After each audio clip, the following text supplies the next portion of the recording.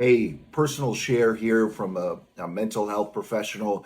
A lot of times I think that people think that mental health professionals are always getting it right and always have the perfect relationships or they know how to do everything perfect.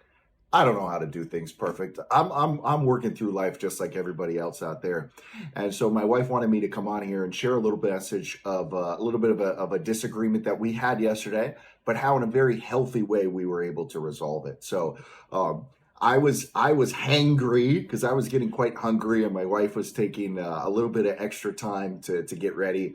Maybe the guys out there know what it is that I'm talking about, and so we kind of got into a little bit of a disagreement, and to be honest with you, we were both just kind of spinning in circles, and it wasn't really going anywhere, and it was a silly disagreement, and I think that, of course, there was going to be those times, right, where we get into silly disagreements. Maybe we get into bigger disagreements, right? But I think if we can hedge off those silly or smaller disagreements faster, it prevents it from escalating into something bigger.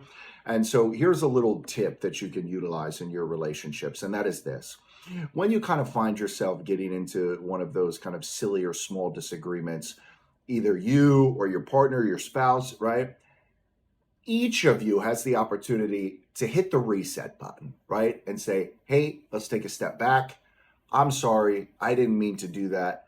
I don't want this to ruin our day, to ruin our night, to ruin our experience, whatever the case may be, right? And we just hit the reset button simply by doing two things: saying, I'm sorry, and can we reset?